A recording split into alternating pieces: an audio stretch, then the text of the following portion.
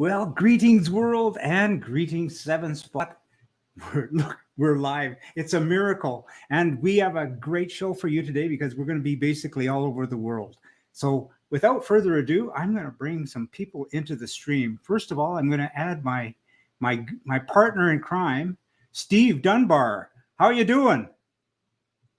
Oh, your microphone's not working, so I'm going to let you play with your microphone. Just go down to the bottom of the screen and you can see the settings button and you can test your microphone. But in the meantime, I will bring Matt into the show. Hello, Matt. Hey, Jim. Thanks for having me tonight. Yeah, well, and yourself? Yeah, I'm doing good. So anyway, I'm going to also add our next guest. We've got Robert in the Netherlands. Greetings, Robert. How are you doing? Good. Thanks for having me.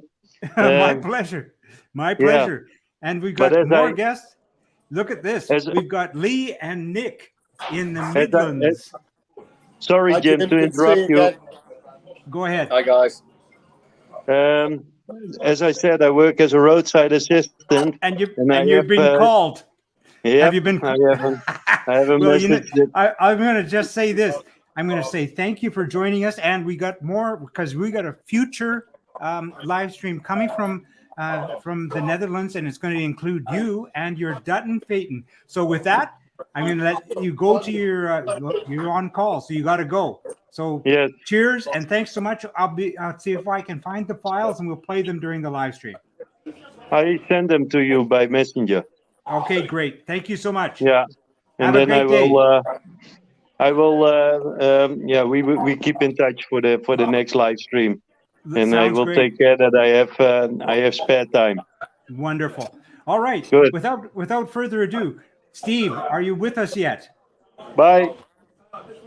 I don't hear you, Steve. We got to get your microphone working. It's at the bottom of your screen, Steve. You'll see a settings button, and you have to go to settings and then adjust your microphone and do a test on it. But in the meantime, I'm going to bring Matt completely right into the picture. Hello, Matt. How are you doing? Yeah, Jim. Good on you. That's great. So we're going to also bring in our good friend, John Minion, quickly from Evesham in the Midlands. Say hi, John. Hi, everybody. How we doing? Yeah, doing great. This is typical of us. It's bedlam. That's what we do best, I think. All right, back to Matt. How are you doing, Matt? Yeah, it's all good. Great. So you've got the floor, Matt. Tell us what we're looking at there, because yours has got to be one of the most unique sevens, if we shall call it that, I have ever seen. Yeah, it's fairly radical. A friend of mine, Craig, approached me. Go ahead. Yeah, a friend of mine approached me about 2 years ago. They'd drawn a car and they wanted to remake a car and that kind of thing. So, and that's what we do. You know, we've made various sports cars over the years and done lots of Formula Ford work and that kind of thing. So I agreed. We did some design changes and things just to make it slightly more sensible in terms of work and that kind of thing. And my history being Formula Ford, you know, there's a lot of Formula Fordisms in here, which I think is, it's just been a great project in general. So, you know, I think the two of us combined, we've really managed to make something quite unique. It's something that's been a really fun project. We've taken, it's a Lotus Class B race car for South Africa. So it's a very, very strong series here. It's unbelievably well run. We've got a really strict set of rules in terms of engines and gearboxes, tires, that kind of thing. You're very limited in terms of tires, which it's, in my opinion, what makes the series work so well. The engines all make very, very similar power, and they're all from a scrapyard, so they're nice and cheap. Yeah, it's just a brilliant, well-run series. So it's something that we really wanted to have a go at doing better in.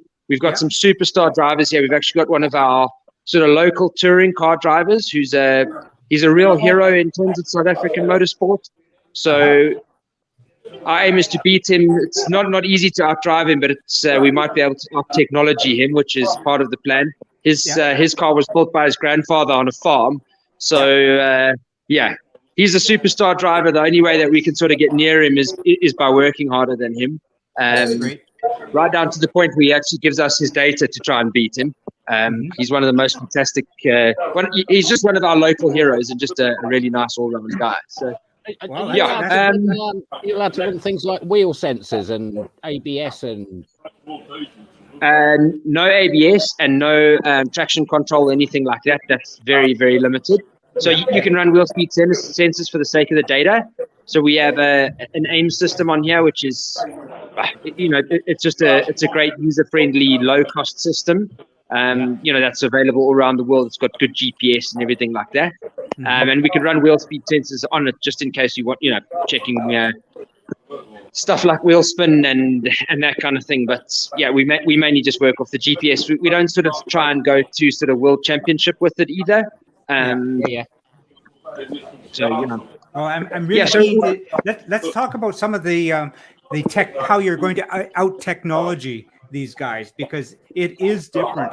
Number one, it's a single passenger, a single driver only vehicle, because your passenger is a fuel tank. Yeah, so I just want to see if I can get you some good footage of it here. The whole idea was to try and get the weight distribution 50-50 and 50-50, which we've managed to do. We've managed to get the engine quite far over. Let me just walk around to the side here. So you can actually see... That's your fuel tank in the passenger side, yeah? Fuel tank is in the passenger side. Just we're not allowed to run them in the back here because we have had them catch a light. I'm trying to get you a photo of the prop shaft here. I'm not sure if you can see it. Well, it's not a prop shaft. It's just really... It's just a universal joint straight to the diff. So we've managed to get the gearbox nice and far back, which is great. And the other nice thing is, well, one of the biggest things that we wanted to put effort into making sure was that you could get the gearbox out with the engine in place. 7 gearboxes are notoriously unreliable. Doesn't really matter what you put in, if it's type 9 or whatever it is. The moment the driver starts to give them a bit of a thrashing, they do have a tendency to break, and you do need to be able to change them at the circuit. Yeah. So this is actually an MX-5 Mark II. Oh, is it? Yeah. Okay, yeah. So MX-5 Mark II. 6-speed or 5-speed? It's 6-speed. 6-speed with one of the speeds blanked out so that you can't use it. You're not allowed to use a 6-speed gearbox in South Africa. Okay. They're very... The guys have done a really good job of stopping people from putting expensive components in these cars, which is why the series is strong. So I'm not sure if you can see the adapter here. So there's my hand. Oh, there. yeah. So this is actually the adapter here that goes Toyota 20 valve engine to Mazda MX-5. So we use that as the engine mount as well. You can see that's where it's mounted here. And one on the floor and 2 on the other side, which is Specialist build you had to have done, or are they available? Readily available? So I drew it in CAD, and then we water jetted it, which was quite straightforward. I did a sample one first, which we just laser cut just to make sure that it would work. And then also I just had to chop 12 mils off the gearbox here. It was a bit high, and then we shortened it by 12 millimeters at this point. So that we could fit the adapter in, and we had enough space for the input shaft and all that kind of stuff. It actually worked out. It was unbelievably easy for the sort of task that it was. You'd think it was an absolute nightmare. Your engine and gearbox is quite far forward. Quite far back. Quite far back, yeah. Sorry, back. Yeah. He's practically in his lap. Yeah, it's we certainly put a lot of effort into moving it as far back as we could to try and get our 50-50 weight distribution. Yeah, I like where your brake cylinders are located. Yeah, so in terms of pedal box and that kind of thing, the one thing, sort of my experience racing a Caterham and racing some of the other cars, was I didn't like the hanging accelerator pedal. It sort of likes to disappear into the footwell a little bit. Sure. And coming from Formula Ford, I'm used to a sort of floor-mounted pedal box. So what I did was we made a floor-mounted pedal box, as you can see there, which is not much room in there, is there? That's neat. Yeah, I don't. I've got a size 10 shoe, and I don't really struggle too much. Yeah. But what I did was, just because, we like adjustment, is You've got brake bias on that as well, I see. yeah, it's got full brake bias, and a nice long sweep as well, which is difficult to get on the sort of hanging pedal box arrangement. All laser cuts and everything's adjustable, so you could probably get the best part of 100 mil. Probably a bit more adjustment than that out of it, and then all the pedals are individually adjustable, and you can adjust the pads individually as well. So you can really tailor it for. Yeah, that's smart. And nice for heel toe. Yeah, you can really heel toe it nicely. You can really get a good feeling for it. Yeah, that's great. You can do. It's just nice to have a proper pedal box, and it's nice that it's adjustable. Drivers are picky about this stuff, so yeah. And then it was quite tricky to just get all of the skinning right, because it has to have firewalls and everything like that. So, sure, and giving us lots of space. Yeah. So that was sort of slightly difficult, nothing to get too excited about. But the pedal box was a nice project, and it turned out nicely. Is there a minimum weight for the series? There is a minimum weight. It's 630 kilograms with the driver. So our driver, our superstar driver, which is not me, is about 20 kilograms lighter than I am. So the car's sort of built around him. So we got about 5 kilograms of ballast that will run with him. And is it a one-make chassis series? No, not at all. So this chassis we made ourselves. Okay. You can see like this top tube here is not sort of standard Birkin, Lotus, anything like that. Birkin's our local guy. Yeah, I think that was designed and built and exported all over the world. Steve Dunbar, who's also local, so he probably understands Birkin. Space frame, yeah. I think we actually raced karts with Steve's son. Maybe is it Gordon Dunbar?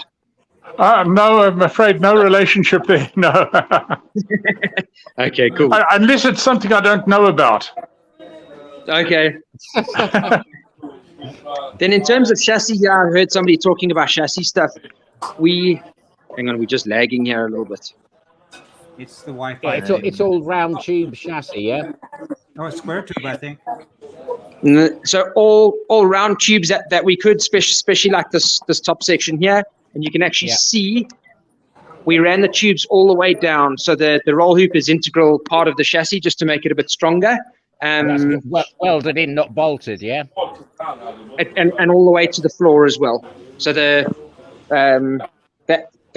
rear upright, this front upright like that, it goes all the way down, all the way to the floor of the car like that. And then we've obviously used that as a location to add all of the bottom tubing in.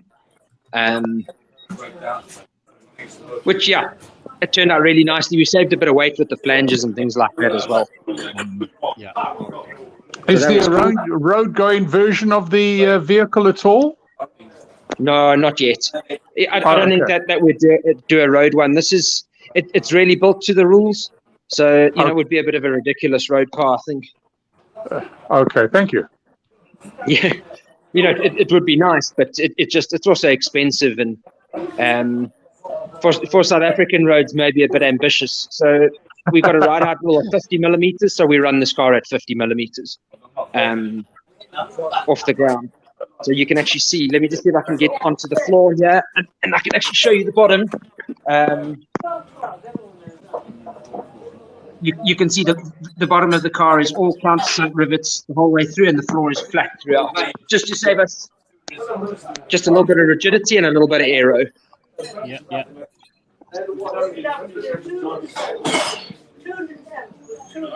So and from a suspension point of view, Craig did all the design stuff. We put a huge amount of effort into being able to crash it. It's one of the things about a 7 which is slightly difficult, is if you crash them, they do a lot of damage and a lot of chassis damage. Yeah. So all the suspension is mounted with these little brackets. So if you do have a big one, it just rips the bracket off in theory and damages that, which is nice. Again, just a sort of it's just an old Formula Ford trick. I guess those things really got crashed endlessly. So You've got the inboard shocks on that as well, haven't you, to reduce the unsprung weight? It reduces the unsprung. Obviously, there's nothing in the airflow, which is nice, and then there's a huge amount of adjustment. in terms of you can adjust the droop independent of the ride height, which makes a difference.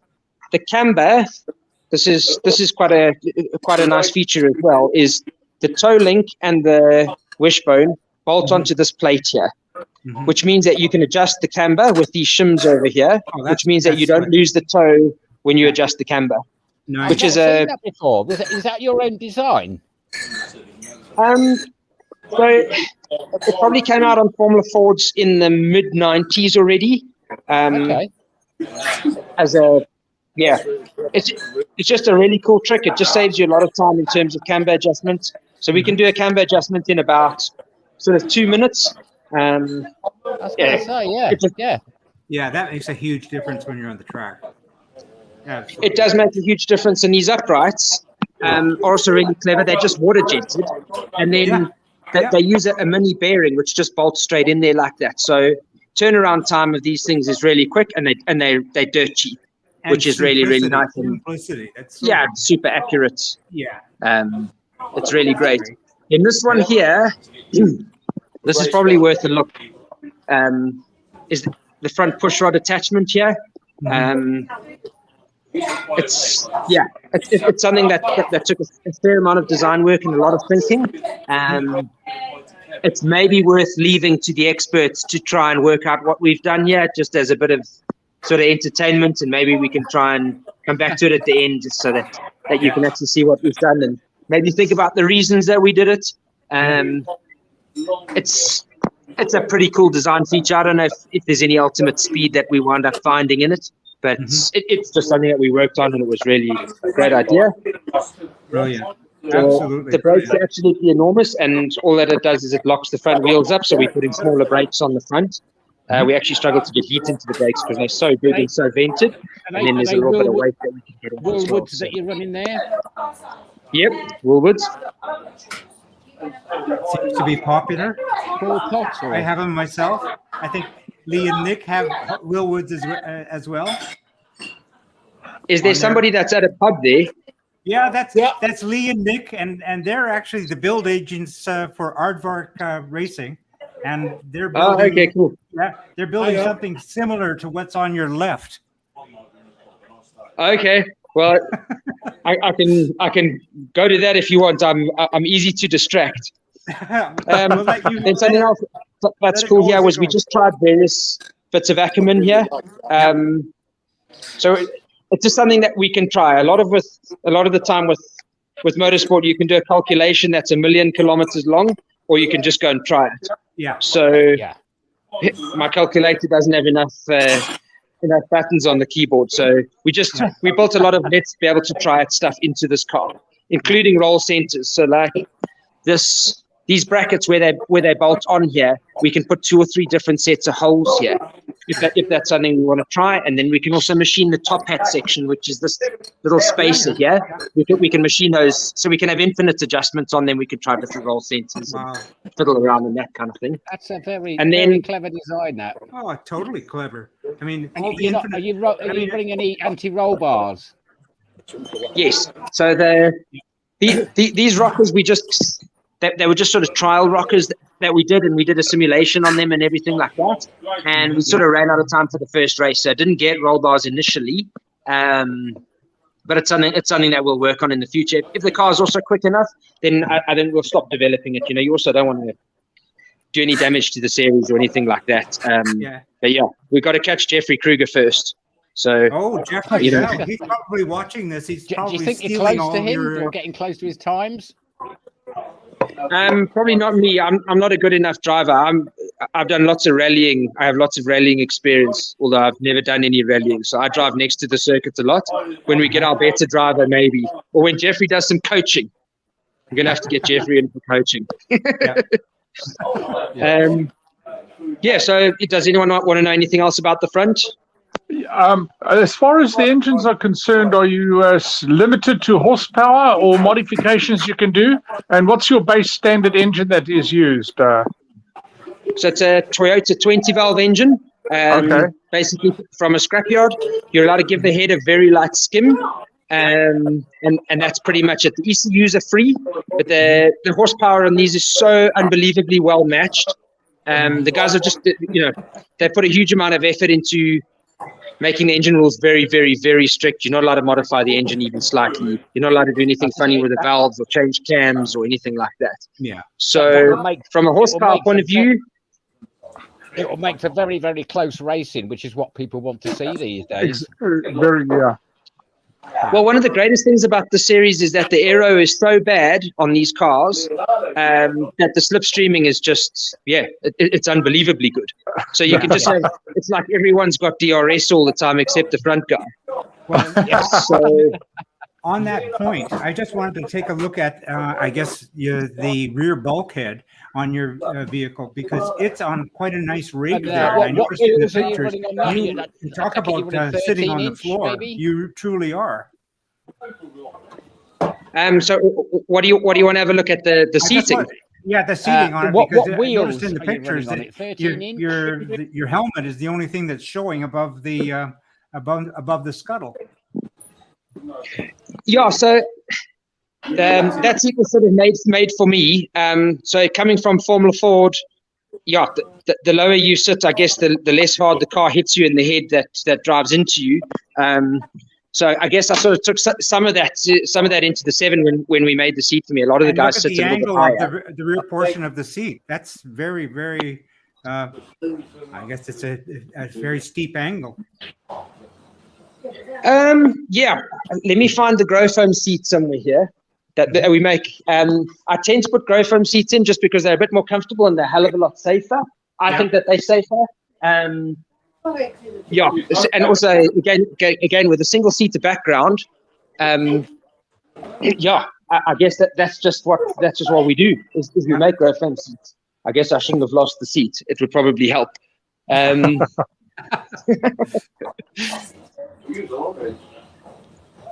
It's incredibly well thought up. Matt, that is really brilliant. Look, we spent a huge amount of time, and obviously we've got a lot of really good examples of cars. There's a lot of South Africans that have done amazing stuff with cars. They've really done a good job with them. So we had a lot of good examples to sort of copy. That front pushrod mount that I pointed out comes from a Dallara Formula 3 car. I did 2 seasons of British Formula 3 as a #1 mechanic. So, obviously I copied a lot of the bits and pieces I learned there from that sort of thing. So none of this is sort of like spectacularly new ideas. I can actually tell you where the inspiration comes from for bits and pieces. I like bulkhead cars because as you damage things, you replace pieces, not the chassis. So you can often fix them at the circuit. I love what I'm used to. How about rigidity? I haven't seen that rear shock absorber set up either. So if you know Formula Fords, again, this will be very much like a Swift SC 94, 96 sort of era. Not sort of particularly new and inventive or anything like that, but in terms of the space we had and wanting pushrod suspension, this just worked really, really well. So we've been pretty happy with it. We'll get a roll bar mounted on here, sort of Formula Ford style H, with links to the 2 rockers, which is nice. It sort of gives you an infinite amount of adjustment. But again, we'll see with that one. What direction we want to head with that. Often a bit of fiddling with the roll centers actually makes more of a difference than the roll bar. And because we're so limited on tires, we're allowed 2 sets for the whole season. The whole season? And they're 6,000 Rand, which is like, I think probably, it's divided by 15, so it's about $400 for the set. It works really, really well. The tires are quite hard. And it's part of what makes the series work so unbelievably well is the tires are the limiting factor. So you can go out, you can go and buy yourself a new set of Öhlins, and you ain't going to beat Jeffrey Kruger. It's just what makes it work so well. So we can go berserk developing a car and trying to do the thing. And again, we're limited by tires. So with all the bulkheads, can I ask you? Because you're in South Africa, do you have wet tires and dry tires? No. So what we do is we probably do 1 rain race every 2 years here. It is South Africa. we run a semi-slick tire, so exactly like the Formula Ford UK do, where one tire is everything. It's your dry tire, it's your wet tire, everything like that. It just makes such a difference. It makes the cars easier to run. You don't have chaos when it's a rain race, if it is, and also you don't have to carry wets around for nothing. Yeah. Dumb question, Matt. How is the structural rigidity with all those bulkheads? What size wheels are you running? 15-inch wheels. 15. Yeah, and I think they're 7-inch wide. Okay. Because normally, and people always say for track, you want to go down to 13, you get the weight saving. Again, I guess the first of these race cars came out with 15-inch wheels, and the series just works so well that they've just left everything alone. So everything's been developed around a 15-inch wheel. The tires are easily available. The gearing and everything works really, really well with these cars. So the rear diff and so on, yeah. So you got a sort of choice here. Most people use a Subaru diff, like 4.4 or 4.1. You can get a 4.7. Pretty bulletproof. Yeah, they're pretty bulletproof, and you can get nice LS units for them, which is cool. They're easy to set up, easy to work on, and there's lots of guys still that have got English axles as well. And the English axle stuff you can get nice ratios for. So again, the limiting factor. Are you running a limited slip? Yes. Yeah. These engines make quite a bit of power, so I think without a limited slip, I think it would actually it wouldn't. It would be a great money saver, but it wouldn't really help. And some of the people, namely our chief foe, runs a welded up diff. They just welded all the gears together, and that was actually good enough. And the chassis flex enough that I think it actually picks the wheel up, so it does allow a degree of wheel spin. Well, that was almost like a car.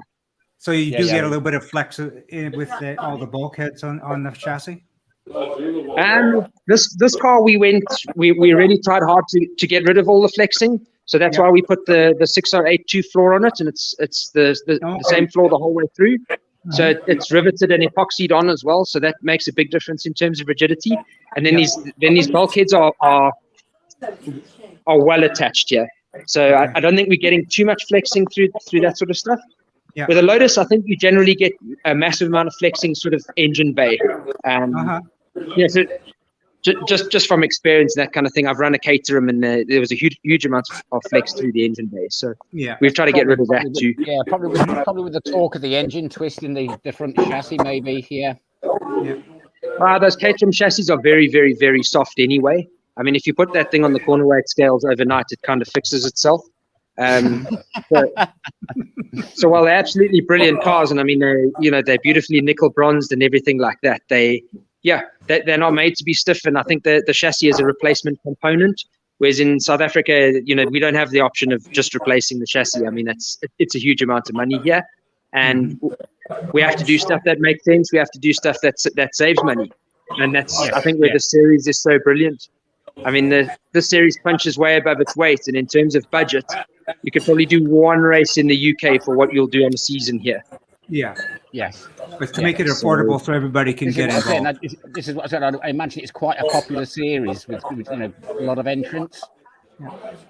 It's probably South Africa's biggest, or in amongst its biggest series. I think we had 30 cars at the last race, which is not bad. This isn't a country with a huge amount of money, and we do have a lot of problems and things like that. So these guys do an absolutely brilliant job. I think South African motorsport is a good amount on the grid. It's a good amount on the grid, and 30 reliable cars, and that's not the biggest it's been. I mean, I think they've seen over 40, and there's probably a good 100 running cars in South Africa. So it's a consistent 30 cars as well, which is really good. Yes, yeah. Wow. Very, very cool. You mind if I ask you to swing your camera over to? I guess you're right.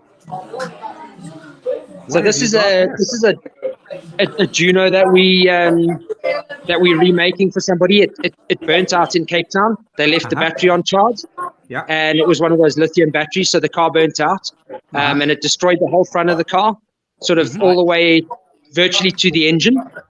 So we had to remake the chassis. We had to remake the whole front of the car, which we did. And then obviously some of it we didn't have or couldn't find, and that kind of thing. Obviously you can just buy new parts from Juno, but they also, the the stuff's not so easy to get from them. It still sort of take years. So we just remade a lot of the stuff and recreated it. Yeah, I have to say I am not a big fan at the moment of lithium batteries. I know people swear by them and obviously the huge weight savings, but when they let go big style. Well, it absolutely annihilated this car. I mean, there was nothing left of this car all the way to the engine. It destroyed everything. Wow. And it almost got the Porsche next to it. So yeah. We managed to get we managed to sort of save the uprights. We saved the gearbox. We saved the engine. It's got a Nissan 370Z engine in it, which is maybe it's quite a wild thing. I think it makes 300 and something kilowatts. Wow. So onto an FTR. So that's also going to be a little bit of it's too powerful for the gearbox. Obviously, you just turn the engine down, but this is a seriously quick car. And it's been a nice fun project as well to recreate it. Cool. Remaking the chassis was good. We did some. So our plan was, just as an interesting bit on the side here, this join here has actually got a bolt in it. It's something that we learned from the off-road car guys locally. I don't know if you guys know, but South Africa is in amongst the biggest exporters of Dakar sort of spec cars in the world. We've got Toyota Motorsport here that do all the Toyota Dakar Gazoo cars. And then we've got WCT that do a whole range of different cars. They certainly make the prettiest cars that we export, the nicest ones. Then we've got Redline that do an unbelievably good job as well. They've got a thing called a Revo that they've also done Dakar and all sorts of stuff. They do an absolutely brilliant job. And then Century, which made that buggy, which actually it won a stage last year in the Dakar. So all of our guys, we just that's sort of those are our touring cars here, where all the sort of best teams and best engineering companies make those. Yeah, the exhaust on that is interesting as well. Have you got is there an actual silencer on it? It's incomplete. So it gets a collector, and then the collector goes sort of, it comes right to the back. Yes, we still got to put the floor on and everything. It gets quite a bit of body work, and you've got a ways to go with that one. Looking at the aluminium uprights there, you building some kind of wing on it? Yeah, it's got a. Let me find the wing for you here. So this workshop's also quite small. So everything's a bit on top of itself, but that's the wing there. It's a huge wing. It makes a massive amount of downforce. It's got big splitters and big everything. So you can actually see he has all the body work here. We're trying to fit and get right for it. And there's wheels there. And you can actually see the size of the wheels. It's wow, fairly big unit. Down with that one. Yeah, staggered front and back. Yeah, it's a huge thing. Really Matt, this is absolutely fantastic. Thank you so much. This is absolutely great. And here's our pyrolysis machines that we make. Yeah. So these convert waste plastic into a usable fuel as well, which is it's really quite a cool thing. So I think we were the finalists in the Africa Startup Awards for these. They're also quite a cool thing. I think pyrolysis is the way forward. It really is. You can see all the motorsport inspiration all over it too. I don't really know about pyrolysis, but I do know something about motorsport. So we just applied all of that. Absolutely brilliant. And in our time, it's the way forward. Right now, it's just like every drop is precious and expensive. Yeah, very much so. Yeah. Cool. Well, what can I say? Matt, this is brilliant. You phoned me or you sent me a message, said, let's do it. And we just did it. And you're doing this with your Wi-Fi, which is, I am totally impressed. That's great. You have terrific Wi-Fi connection. Yeah, we're also quite lucky because we got power for the moment. We've had lots of load shedding the last couple of weeks. That's right. Yeah. That just means they turn the power off for a couple of hours. Yeah. So. Well, I'm going to say thank you so much. You brought us into your life. You showed us your shop. You showed us this amazing 7, which I think is just brilliant. So well thought out and methodically planned. It's just brilliant. And what can I say? You're going to be packing up and moving along from South Africa for a little while. Where are you headed to? Hopefully to Australia in the next sort of 3 or 4 months. We've been delayed a couple of times, but that's that's the plan. I was there earlier in the year for the Grand Prix and everything, and just did some job interviews and met a couple of people there. So yeah, hopefully hopefully we there sooner than 3 or 4 months. But yeah, let's see. We keep getting delayed, so we'll see what happens. I'm going to say thank you so much for doing this with us. And what can I say? I'm looking forward to following your adventures in Australia. Yeah, I'll post where I can. And thanks so much for having us. It's really cool. It's been a cool project. Yeah, I can't claim too much I can't claim all the credits. Craig was the sort of engineering and financial force behind this car. So we've got to say a big thanks to him. He's also sort of let me go as mad as I felt like going, which was really nice. That's what you need with these sort of projects. Well, I'm also going to add this, that in the description for this on YouTube, I'm going to put in the Nash Motorsport link and to the pages we put up on 7 Spot, so that people, if they want to have some ideas for a nice car built, to have it built for them, they'll know who to call. Yeah, awesome. All right. Thank you. All right. Thank you so much for having me on your show. And if I've got some questions, I'll try to answer them. But yeah, let's see. Sounds great. Nick and Lee, do you have some questions about that amazing 7? No, just at the moment it's what can I say? Yeah, you see, I just like the rear Nick and end Lee are suspension. bike engine guys, so Yeah, very tidy, and it's a great solution. yeah. I just congratulate you. That's absolutely fabulous. Awesome. Thank you. Yeah. All right. Cheers for now, and we'll keep in touch. Great Cheers. stuff. Thank you so much for having me on your show, Jim. My And pleasure. have a good one. All right. Bye. Cheers. Thanks so much. All Bye. right. Thank you. Look at this. We're bringing in Lee and Nick now. And Hi guys. hi. Hiya, Lee and Nicky, right? Yeah. Yeah, good. It's great to Good, see you Nick. guys How are again. you?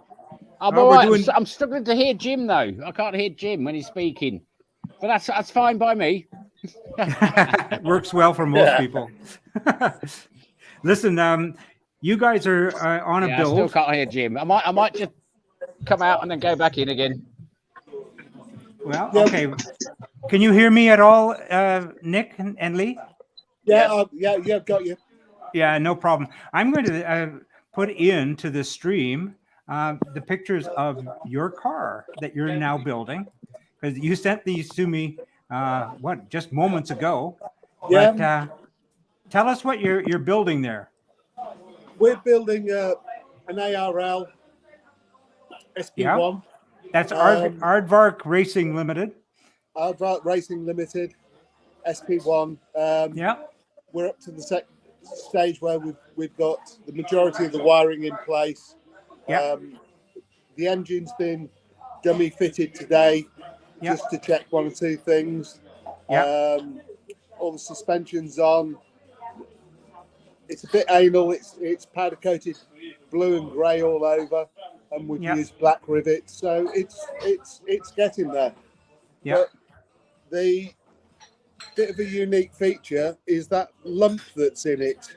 Yes. Because I don't know if Mr. Minion recognised. I doubt if he does. Yeah. That is a Honda SC77 ESP engine, I see. and as far as I'm aware, I don't think anybody's put one in a lightweight road car yet. Oh, okay. So this is the engine from 2018 to date. So it produces about 190 brake horsepower at the crank. Wow. Nice. We reckon with the right exhaust, the right inlet breathing, and a little bit of wizardry from a certain engine tuner. Yes. Come on, name him. We know who he is. Yeah, we do too. Go for it. Okay.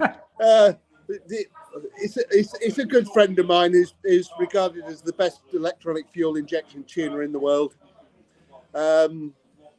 We've worked out how he can tune it and stay in California, so I don't have to pay his first class bloody air flight over here. We're hopeful we'll be getting somewhere around at the crank between 210, 215. Oh, And we think- nice. and And we what is the weight going to be coming in at?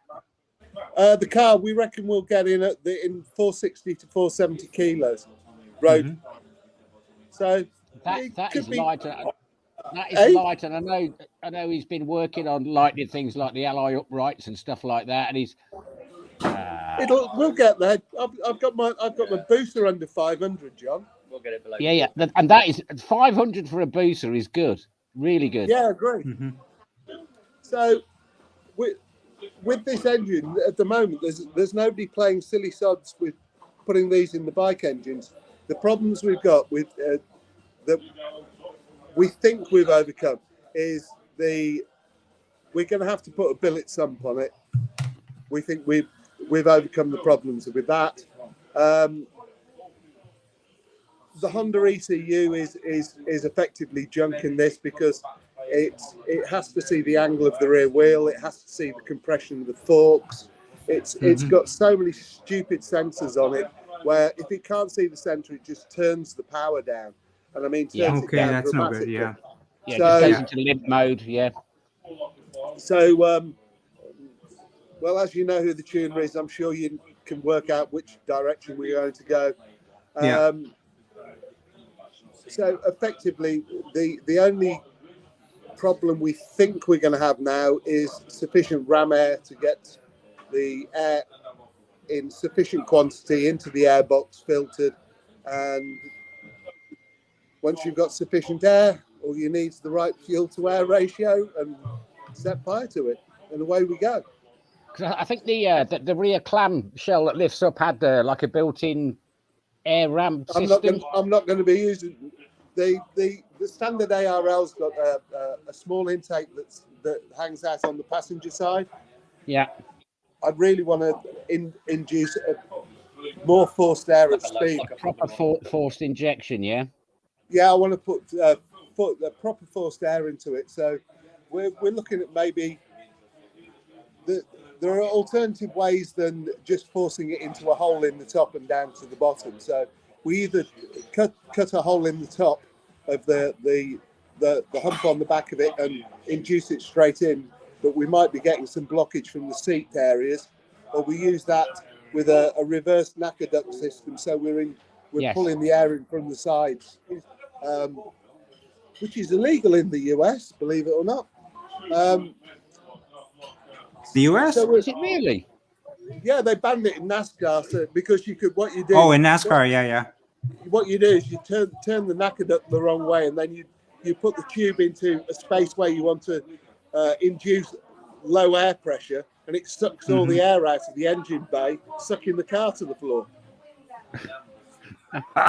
But I didn't say anything about that. I do know somebody that's running such a system.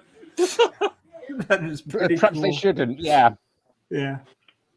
Well, that's pretty cool what you guys are doing now. You did send me some pictures of Willwoods. Willwood seemed to be the popular brand. I didn't know we'd send you those. Oh, was it? Oh, yes, it was a long time ago. Well, if you're going to sell to the Americans, you might as well give them American brakes. Yeah, why not? I like them on mine. Yeah, I like them a lot. Yeah. And so the brake kit on this, is it going to be all Willwood with the pedal box and everything? Yeah, we're the brakes Willwood all round. The pedal box is floor mounted, which means we're about the pedal box technically is about 30 mil off center from the center line of the steering column. Okay. But I don't think it's in the grand scheme of things it's going to matter a lot. And one of the reasons we've gone for a floor mounted pedal box is the SC77E engines fly by wire. Mm-hmm. Yeah. So we've got quite a lot of gear to stick down onto the throttle control and then move it back to the M800. Yeah. So, and this is a bespoke module for controlling. It won't be a bespoke one. We're thinking of modifying an Audi one. Oh, okay. All right. Cool. One, they're cheap, and two, we can read the signal and tune it on the ECU. So we can get rid of most of the hiccups and on the ECU end rather than the the output signal end, if that makes sense. Yeah. Yeah. So Absolutely that's love what it. we're gonna try and Congratulations, do. guys. We'll It's I think that you guys have to get into doing more live streaming from your channel, with from the bikes and the Bex only group. Super Velocity as well. One thing, I obviously saw that car at Stoley. What I do like, because virtually all kit cars, the chassis are black, and you've gone for that lovely powder coated grey, and it looks absolutely fantastic. Yeah, it took a bit of bottle because the rivets are gloss black. So if you get 1/2 mil out, it stands out like a sore thumb. Oh yeah. Yeah. But yeah, the powder coat is really nice. Although I will say that mine has powder coat, and after 17 years, it does look gray too. So I'm right in style. yeah, well, hopefully with the complete bodywork on this, the powder coating will stay in half reasonable nick. Yeah. But Yes, yeah, great. yeah. and Absolutely fabulous. The nice thing is we've actually got interest in by a potential purchaser in the car. So that after what? When it's fully built? When it's fully built, you mean? He's interested in buying the whole finished car? Yeah. Yeah, but the car is currently for sale as number one SD. Are you interested, Wow. John? Yeah. We'll give you a discount. You haven't seen my bank balance, mate. Well, neither have I. I daren't look. Yeah, but Well, seeing as we're getting all commercial here, and ex-wives, mate. you're going to have to give us the name of your build company again, guys, so that people know who to contact. It's Super Veloci, and the really interesting thing is, with the weight and the power of this, it should be competitive against the Radical, and it should be about 60% of the price on the road and on track. My main question is it going to beat Henry Carr's? Yes, easily. We should have a 20 brake horsepower advantage more than that over Henry. He's got the blade in the back of his, isn't he? He's got an SC59B engine in the back of it, I think, a 2014. Yeah, so I think that's right. They're good for about 195 brake at the crank. Yeah. So, but I mean, we've picked up an engine with less than 2,000 miles on it. Wow. So by the time we've checked it through, done some work on it, it should be fine. Yeah. It's as good as anything. It's a just running engine. So. And John, we're going to have a very, very fancy paint job on this car, which is going to give you at least another 15 brake horsepower. Yeah. Yeah, and every sticker. And we've got stickers. Yeah, stickers on the back. That's another 5 to 10 horsepower each sticker, depending on what they are. If you don't put an Apple one on it, because that's minus 10 horsepower. So it's at the moment the build may be slow, but most of it's R&D because we're trying to play with an engine and ECU configuration that I cannot find anybody else that's done it. Yeah. So we'll do it. Yeah. Well, I think John, I'll do it. Yeah, I know you'll do it. I mean, I saw the work that he did with Andy Frost and setting the world record, which he's still got at the moment as well, isn't he? Yeah, well, I spoke to Rod 3 weeks ago, and he's now using specialist laser dynos just to measure his valve and cam movements. And I said, why don't you do what we do? Just guess it. Yeah, just and just send it. Yeah, if it's not going well, adjust it. Just fire it up, go. Yeah. Frosty's not good at the moment either. So you mentioned about a car fire as well, didn't you? He was working on RV1. He's brought RV1 back, and he had a workshop fire. So he got paint on his work trousers.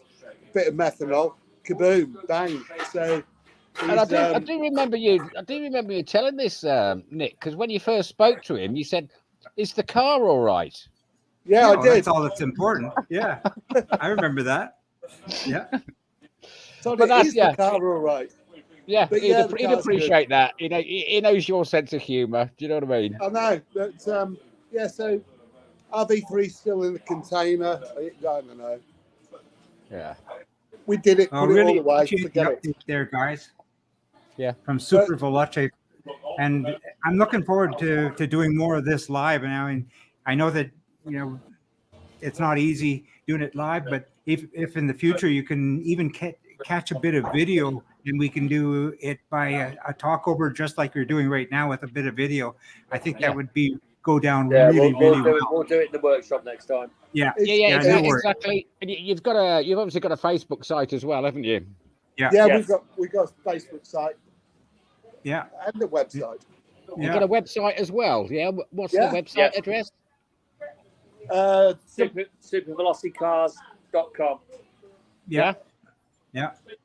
Well, that's just the best. Yeah, it's the only downside to the project is the condition of Nick's health at the moment. So Yeah, I was really sad to hear that, and yeah. So that's the only embuggerance to the whole thing. He can't actually come out and enjoy it and grab a spanner. Yeah. But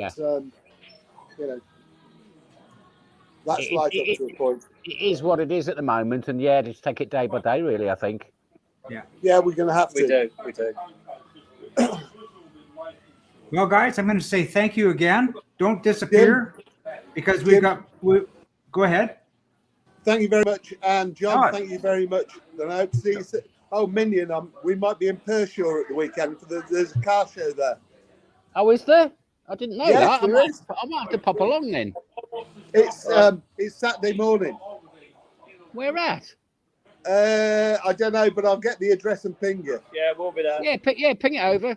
I don't do mornings though. That's me lying. I know. But it's on the whole day, so you can just rock up. Oh, okay, yeah. Yeah, all right. I'll ping you where it is. I've still not got my car MOT'd. Oh, for fuck's sake, Minion! I know. I did run it down Santa Pod though. That was a brilliant laugh. It has made it to 2 shows this year. Look, it's ever so easy. Why don't you trailer the car to me, and half an hour later it'll be MOT'd. Are you serious? Yes, He is. I am. Give me your address, mate, and I'll take you up on that. Well, I'll give you a bell in the week. Well, we'll discuss it on Saturday then. Yeah. I will tell you the rear fog light don't work. And that was quite amusing because at the last test that I had, I took it to a guy that I knew was into kit cars, blah, blah, blah. And I said, can you have a look at the wiring? I said, I've tried everything. I've got a new wiring loom if you need it. Here it is. He said, yeah, I'll look at it. So he rang me about 3 o'clock. He said, yeah, it's all done. It's passed. Brilliant. Okay, blah, blah, blah. Went down to pick it up. And I said, how'd you get on with the rear fog light? He said, we ran out of time. And I said, but, if it's fitted to the car, it's got to work. And he said, yeah. He said, but, with the age of the car, and it's a kit car, he said, it's a very grey area. And he said, I figured that you weren't going to be using it in the fog or rain, so I passed it anyway. He's right, but it'll be sorted. I'll give you a bell I'll give you a bell over the weekend. Yeah. Well, Cool. That's Okay. very, very cool. Yeah, and the throttle position sensor as well. That seems to have fixed itself. I think it was the battery, low voltage. When on that run out, it kept cutting out. Yeah, I remember. Yeah, I do as well. The trouble is, TPS is when they start throwing wobblies, they start not seeing things. It just drives you. Yeah. But as I say, I ran it down Santa Pod 7 times. And it absolutely ran. Go on, and the fastest time was 13 point what? 13.9. You've got into the 13s. It's 13.99 something, and 102 across the line. But watching the video back, and obviously being sad, I just couldn't get it off the line. And to be fair, I wasn't I mean, normally I'm in the city cars revving it to about 8,000, just dump the clutch. But it was my first time, and I just didn't want to, knacker the rear diff or whatever, or the clutch. Have they glued the track? Hey, Have they glued the track? They glued the track at the start as well. Yeah, so I just took it gently. I wasn't gonna, I know what you say, Nicky, and it can really damage it. My clutch, it's too light. It is on the rear. Yeah, I was thinking I may have done better with a passenger. It's glue track in the light car's not a good idea. The car don't go anywhere. It just knackers the drive shaft, the diffs, the clutch, everything that's weak is going to go. And that's why I just took it easy. It's almost like a setting off from a set of traffic lights on the road. It's almost like whizzing up the quarter of a mile on a moped. Yeah. Yeah. I was happy. I wanted to get to the 13s. I reckon I can do a 12 if I can get it off the line. But I don't, I reckon the booster will do low 11s. You reckon? I think it probably will do. Yeah. Yeah. Anyway, I'll give you a bell over the weekend. We'll sort that little problem out. And we might see you Saturday. And we'll see you Saturday. Yes, absolutely great, guys. Send me details of where it is, and I'll rock up. I'll let Felix know and Jasper know, see if they want to come as well. Yeah, it'd be good to see Felix. Yeah. He's all right. Yeah. Thanks again, guys. Cheers, Lee and Nick. Yeah, good to catch up. Be good. Yeah. All right, cheers, everybody. Cheers, guys. Haha, there we go. So it looks like it's you and me, John, for the moment. And we do have a little bit of business to take care of, because I'm going to add to our stream. You may have recalled that at the beginning of the show, we had Robert Schulman from the Netherlands join us, and he was called away to work, so we couldn't stick around. But I just contacted him yesterday, as I always do, looking for victims. And I want you to take a look at this and tell me what you think of that. Obviously a Phaeton, it's a very nice example as well, looking at it. I don't know what engine he's running, but... Well, he's going to tell us all about that, but it is turbocharged. Now, the thing about it is, with the Phaeton, being that I live way over on the other side of the planet from you, I have not seen one of these with cycle wings. Oh, yeah, right. Isn't that amazing? They've normally got like a... It's a whole one-piece... One-piece front bonnet thing, yeah. Yeah, look at that. Now, of course, he's doing some work on the vehicle, and he did tell me that the whole trick in the Netherlands is to make it road legal is to have it with an original sticker, if you will, that it was road legal in its place it came from. So he got one, and it was a mess, a rolling chassis, and he built it. So I'm just looking at his gear stick there. Is that a 5-speed or a 6-speed? Maybe it's a 5-speed with the reverse. We are going to have to wait to find out. But there you have it. Look at that. I was confused when he showed me the picture at the beginning. I thought, it looks familiar. It looks really familiar, but I couldn't put my finger on it. And then I said, well, wait a second now. That looks like a Dutton. And I've just never seen it with the cycle wings. Yeah, the back end, it looks like he's chopped a bit off the bottom on the back, but that's definitely Dutton Phaeton. But the front, totally different with those cycle guards. Yeah. I kind of like it. So I'm looking forward to that. And of course, we hopefully will, in the next week or so, we're going to be having a trip up to Norway, because we got some stuff happening there. And what I'm just going to suggest is... John, is that the 27-liter visit to Norway? Well, that's what I was going to say. Why don't we tune each other's out of this show by bringing in the something outrageous? But we're also going to be bringing in a Caterham show from Norway too, and that could happen a little bit earlier. So I'm going to say, John, thank you very much for co-hosting with me again. This is absolutely fabulous. Absolutely no problem. Yeah, I had problems with you. I couldn't hear you at the start, which is why I dropped out and came back in again. But not a problem. No worries at all. We will see you at 7 Spot. Yeah, and Jim, be seeing you. Yeah, cheers, Jim. Bye.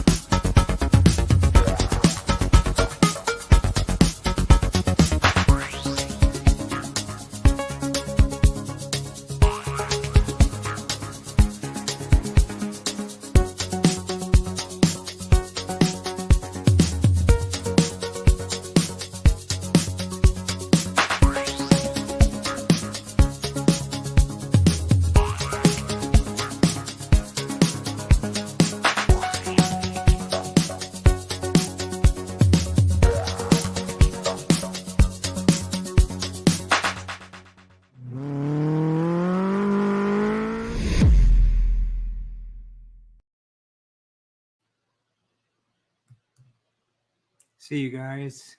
See you at 7 Spot.